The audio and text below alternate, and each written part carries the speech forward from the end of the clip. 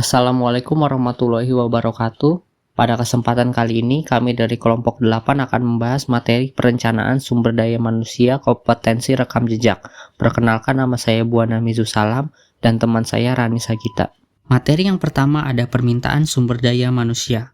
Permintaan sumber daya manusia dapat diartikan sebagai jumlah dan kualifikasi tenaga kerja yang dibutuhkan oleh suatu organisasi untuk melaksanakan aktivitas-aktivitas tertentu dalam jangka waktu tertentu.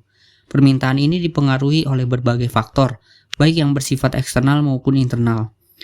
Dari faktor eksternal, terdapat faktor ekonomi, nasional, dan global. Ada faktor hukum, sosial, dan politik, dan faktor teknologi. Terakhir, ada faktor pesaing dan pasar tenaga kerja. Dari faktor internal, terdapat keputusan-keputusan organisasional dan faktor persediaan karyawan. Selanjutnya ada jenis-jenis perencanaan SDM. Berdasarkan jangka waktunya, ada perencanaan jangka pendek, perencanaan jangka menengah, perencanaan jangka panjang. Berdasarkan ruang lingkup perencanaan, ada manpower planning atau perencanaan tenaga kerja komprehensif, dan manpower programming atau perencanaan tenaga kerja spesifik. Selanjutnya, ada materi proses perencanaan tenaga kerja. Yang pertama ada analisis demand atau permintaan tenaga kerja. Analisis sebab-sebab kebutuhan tenaga kerja, mengidentifikasi alasan mengapa organisasi membutuhkan tenaga kerja baru. Analisis peramalan tenaga kerja, yaitu memperkirakan jumlah tenaga kerja yang akan dibutuhkan. Analisis kebutuhan jangka pendek, menengah, dan panjang, yaitu memperkirakan kebutuhan tenaga kerja berdasarkan periode waktu tertentu. Analisis supply atau ketersediaan tenaga kerja. Analisis kuantitas tenaga kerja, yaitu membandingkan jumlah tenaga kerja yang dibutuhkan dengan jumlah tenaga kerja yang tersedia. Analisis kualitas tenaga kerja, yaitu menilai kemampuan dan kompetensi karyawan dalam melaksanakan tugas. Analisis komposisi tenaga kerja, yaitu menelaah struktur tenaga kerja dalam penempatan jabatan, promosi, mutasi, serta rencana pensiun, agar tidak terjadi ketimpangan dalam suatu organisasi. Yang terakhir ada analisis tren atau perkembangan dan proyeksi kebutuhan SDM. Metode ekstrapolasi membuat prediksi untuk masa depan berdasarkan tingkat perubahan historis. Metode indeksasi proses penentuan kebutuhan staf masa depan dengan memeriksa tingkat pengembangan karyawan menggunakan indeks. Materi selanjutnya akan dibacakan oleh Rani Sagita. Selanjutnya, ada tujuan dan manfaat perencanaan SDM.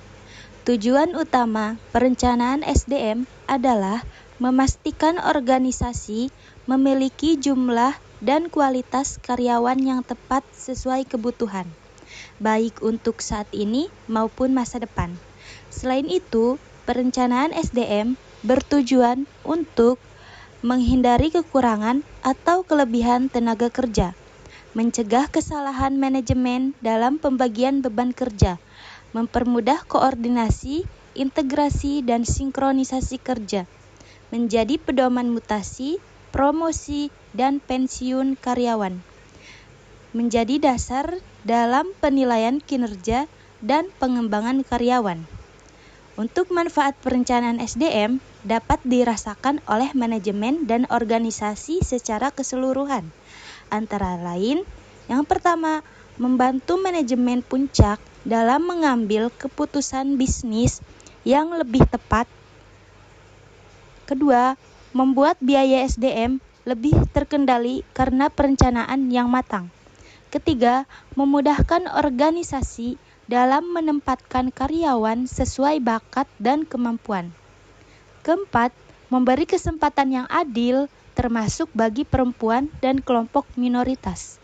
Dan yang terakhir, mendukung pengembangan manajer dan karyawan secara lebih terencana. Ada 3 tantangan perencanaan dalam SDM. Yang pertama, standar kemampuan SDM. Informasi kemampuan SDM hanya berdasarkan perkiraan karena tidak ada tolak ukur yang jelas tentang kemampuan SDM. Ini adalah penghalang yang signifikan bagi HRD untuk menghitung potensi SDM dengan benar. Tantangan yang kedua, karakteristik manusia sebagai makhluk hidup. Berbeda dengan mesin, manusia merupakan makhluk hidup yang memiliki emosi, perasaan, dan motivasi yang beragam. Oleh karena itu, manusia tidak dapat sepenuhnya dikendalikan oleh sistem atau perencanaan yang kaku. Tantangan yang ketiga, kebijaksanaan perburuhan pemerintah. Undang-undang ketenagakerjaan pemerintah seperti yang berkaitan dengan gaji, gender, dan pekerjaan asing, serta pembatasan lainnya, membatasi kemampuan HRM untuk membuat program yang efektif. Suplai sumber daya manusia dibagi menjadi dua, antara lain: yang pertama, suplai eksternal. Suplai eksternal mencakup seluruh potensi tenaga kerja yang berada di luar organisasi. Kondisi ini sangat dipengaruhi oleh lingkungan bisnis dan pasar tenaga kerja yang berada di luar kendali perusahaan. Kedua, suplai internal. Suplai internal mencakup ketersediaan tenaga kerja di dalam organisasi yang dapat dimanfaatkan untuk memenuhi kebutuhan tenaga kerja baru atau menggantikan karyawan yang keluar. Kekurangan tenaga kerja di satu bagian dapat diatasi dengan melakukan rotasi, promosi, atau mutasi terhadap karyawan yang sudah ada. Kesimpulannya, bahwa perencanaan SDM mencakup beberapa aspek utama, yaitu permintaan tenaga kerja, jenis-jenis perencanaan, proses perencanaan, manfaat, tantangan, serta ketersediaan atau suplai tenaga kerja. Permintaan tenaga kerja muncul karena kebutuhan organisasi yang dipengaruhi oleh faktor internal, seperti pengembangan usaha dan pensiun karyawan, serta faktor eksternal seperti perubahan ekonomi, teknologi, dan kebijakan pemerintah. Jenis perencanaan SDM dapat dibedakan berdasarkan jangka waktu dan ruang lingkupnya, sementara proses perencanaannya dilakukan melalui analisis demand, supply, dan tren tenaga kerja. Tujuan utama perencanaan SDM adalah agar organisasi mampu menempatkan orang yang tepat pada posisi yang tepat.